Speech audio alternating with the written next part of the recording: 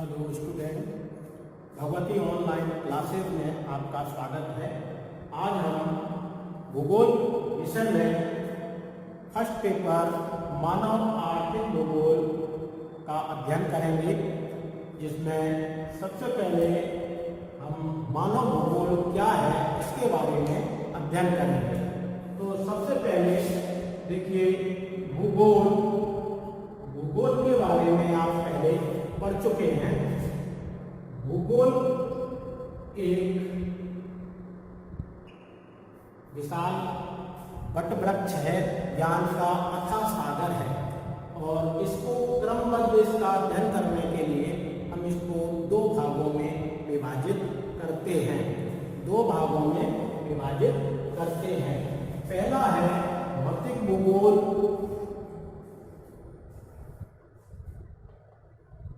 और दूसरा है मानव भूगोल।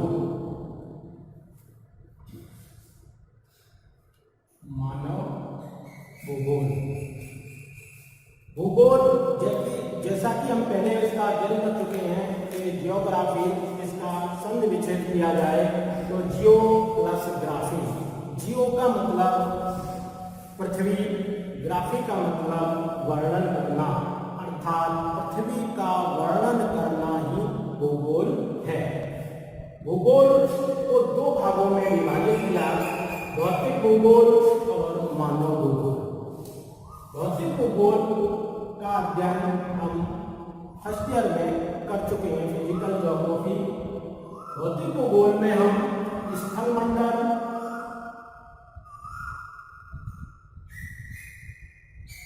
वायुमंडल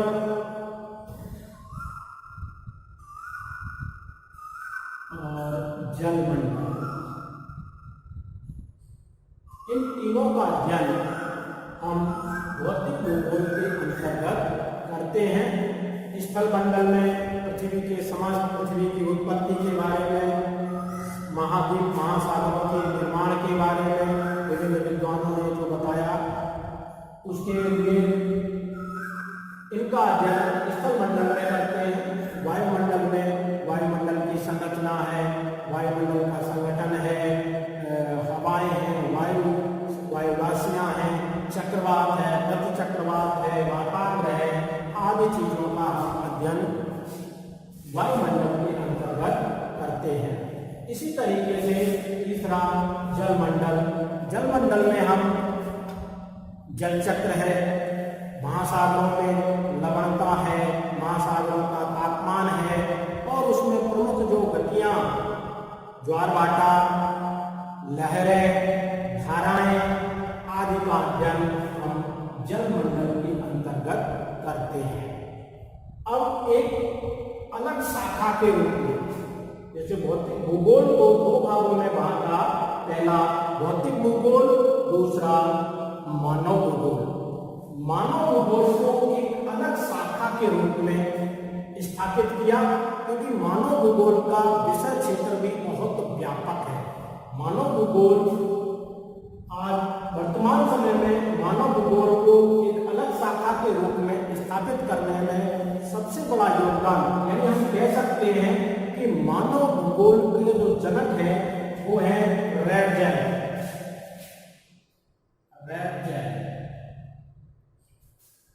रैटजेल ने मानव भूगोल की उत्पत्ति की, यानी एक अलग शाखा के रूप में इसको स्थापित किया, और इसीलिए ये रैटजेल इसके मानव भूगोल के पिता कहलाते हैं। एक नंबर का प्रश्न पूछा जा सकता है कि मानव भूगोल के जनक कौन है, तो फ्रेडरिक रैटजेल मानव भूगोल के जनक हैं।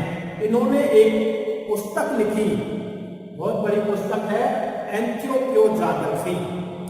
इस पुस्तक का नाम जो है एंथियोपियोग्राफी है, जो रैटजेल ने लिखी है, और इस पुस्तक का भी नाम पूछा जाता है एक नंबर के प्रश्न में कि रैटजेल की प्रमुख पुस्तक का नाम क्या है।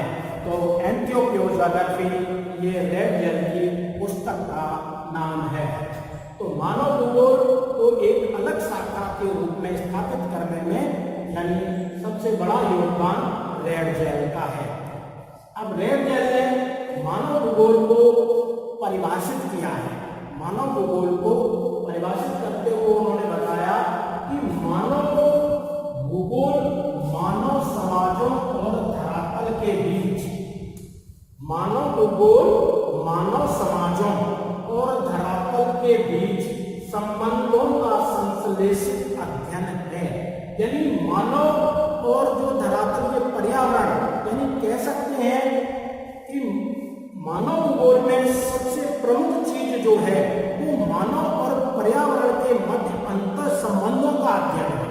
यानी मानव जिस वातावरण में रहता है, जिस जगह वो रहता है, उसका उससे क्या संबंध है, उस वातावरण में वो रहते हुए अपना जो विकास करता है और पर्यावरण से वो जो ग्रहण करता है, तो मानव और पर्यावरण के मध्य संबंध किस प्रकार के हैं, इस चीज का अध्ययन किया जाता है। तो कह सकते हैं कि मानव भूगोल मानव समाजों और धरातल के बीच संबंधों का संश्लेषित अध्ययन है।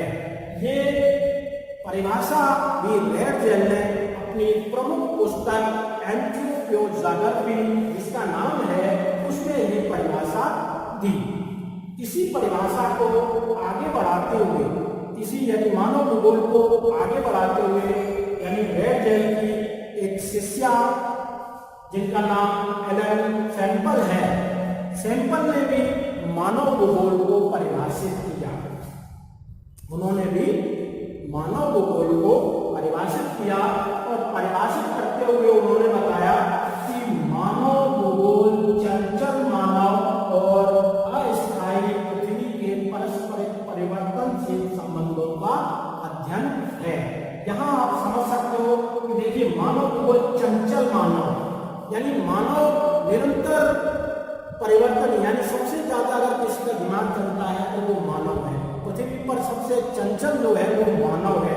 तो वही कहते हैं कि चंचल मानव और अस्थायी पृथ्वी, क्योंकि पृथ्वी अस्थायी है, हमेशा इसमें परिवर्तन होते रहते हैं निरंतर, चाहे आपके जलवायु है या धरातलीय स्थितियां हैं, सभी में परिवर्तन होते रहते हैं और इन परिवर्तनों को करने में मानव का बड़ा योगदान रहता है।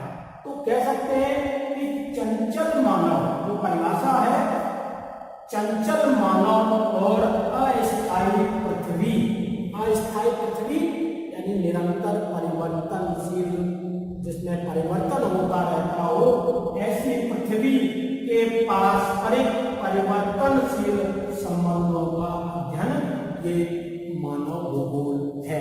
ये कुमारी सैंपल जो है उन्होंने इसको परिभाषित किया और ये नियतिवाद की बहुत बड़े समर्थक माने जाते हैं सैंपल।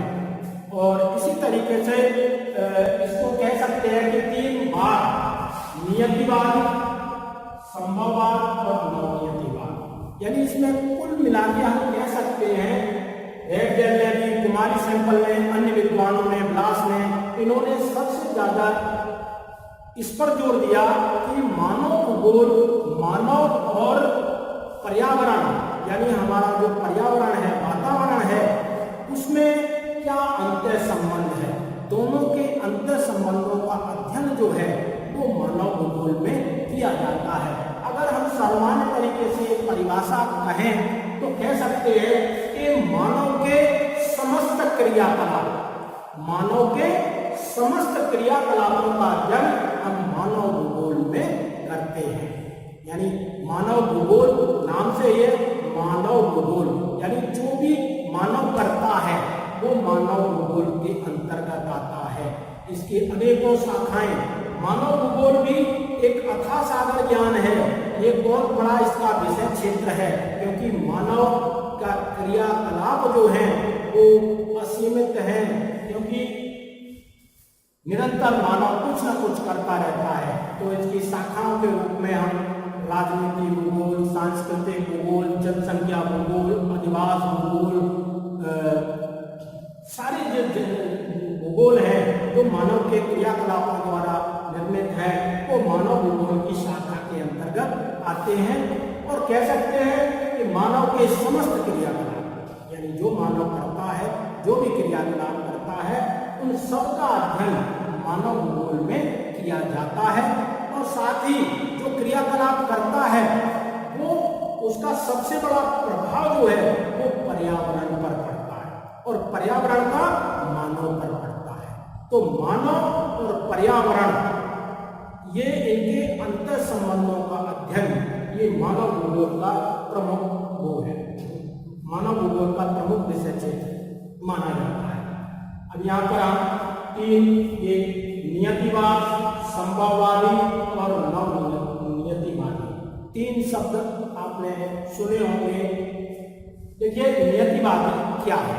मानव और पर्यावरण के मध्य संबंधों का सबसे पहला ये नियतिवाद, यानी शुरुआती समय में, प्राचीन समय में हम कह सकते हैं जब मानव की उत्पत्ति हुई थी, मानव का उद्भव हुआ था, मानव के आवश्यकताएं बहुत सीमित थी। मानव जिस वातावरण में, जिस स्थान पर रहता था, वहां से पर्यावरण से जो भी चीज ग्रहण करता था, और उस समय ज्यादा मानव की आवश्यकता नहीं थी, खास करके उसको पेट भरना हुआ करता था, रहने के लिए भी व्यवस्था करनी होती थी, और इससे ज्यादा उसके पास कुछ भी नहीं था। तो वो जो चीज पर्यावरण से ग्रहण करता था पर्यावरण अपनी भरपाई कर लेता था। यानी कह सकते हैं कि इस समय मानव प्रकृति की पूजा करता था। सूर्य, चंद्र, हवा, पानी, पेड़ पौधे सबकी मानव पूजा करता था, प्रकृति से डरता था। उस समय मानव प्रकृति से बहुत डरता था और प्रकृति से जो प्राप्त कर लेता था प्रकृति अपने आप उसकी भरपाई कर लेती थी। और कह सकते हैं कि उस समय मानव प्रकृति का दास था। यानी नियतिवादी क्या कहती है कि मानव प्रकृति का दास था, प्रकृति की पूजा करता था, प्रकृति से डरता था, और प्रकृति वो ये डरता था कि अगर हमने कुछ ऐसा कुछ कर दिया तो आंधी तूफान या कोई ऐसी घटना घटेगी जिसके कारण हम सभी नष्ट हो जाएंगे, तो इस कारण से वो प्रकृति से डरता था। लेकिन धीरे धीरे मानव के बुद्धि का विकास होता चला गया, और बुद्धि का विकास जैसे जैसे होता चला गया उसकी आवश्यकताएं बढ़ती चली गई, आवश्यकताएं बढ़ती चली गई, वो नई नई खोज करने लग गया, और नई नई जब खोज करने लग गया तो उसने पर्यावरण में एक तरीके से कहे उसका उपयोग न करके उसका शोषण प्रारंभ कर दिया।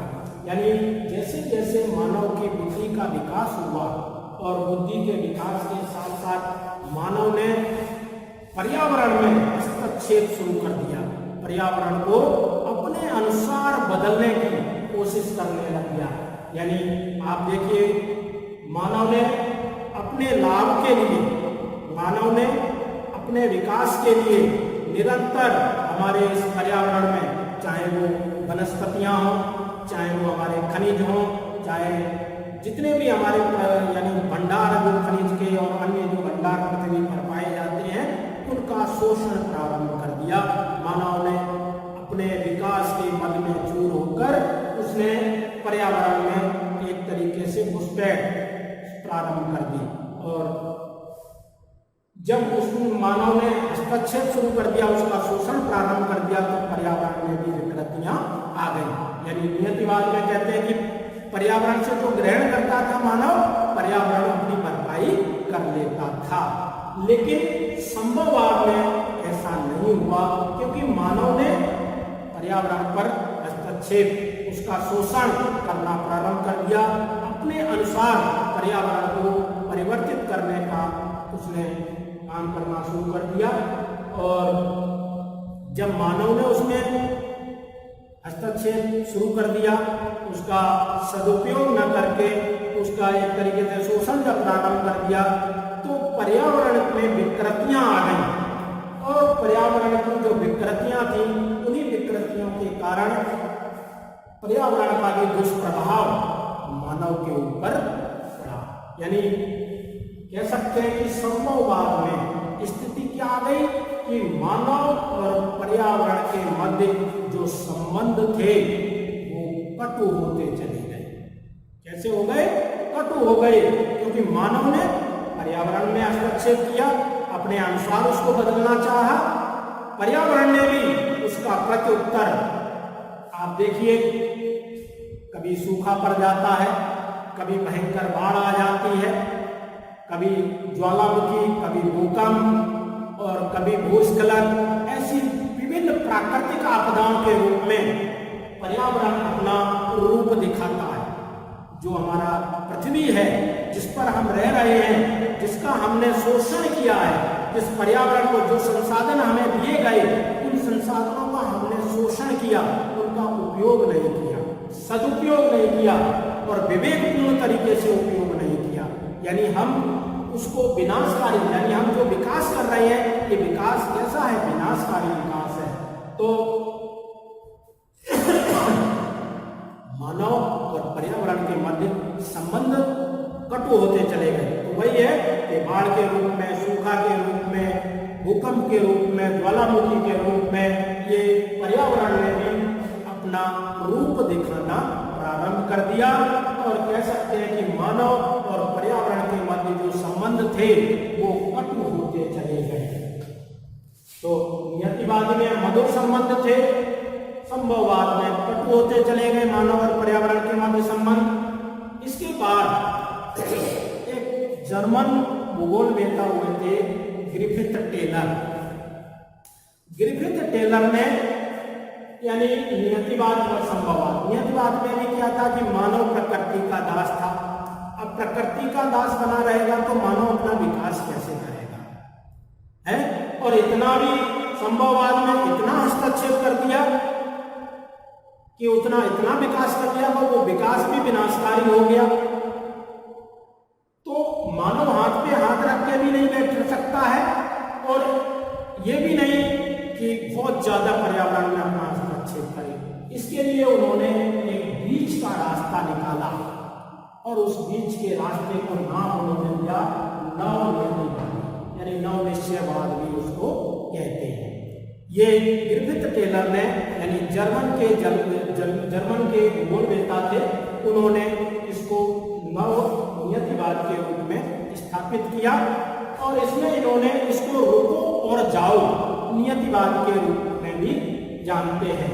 यानी दोनों के बीच का रास्ता, यानी ना तो आदमी, मनुष्य प्रकृति का दास रहे और ना ऐसा रहे कि वो निरंतर पर्यावरण में अपना हस्तक्षेप करता रहे, पर्यावरण को प्रदूषित करता रहे और पर्यावरण और मानव के मध्य जो संबंध है वो कटु होते चले जाए। तो ग्रिफिथ टेलर ने एक नई जो विचार दिया वो नवनियतिवादी, जिसे रुको और जाओ नियतिवादी के नाम से जाना जाता है। तो इस तरीके से ये मानव भूगोल के कुछ जानकारियां हैं ये आपको दी जाती है। नेक्स्ट टॉपिक अगले वीडियो में आपको पढ़ाया जाएगा। Thank you.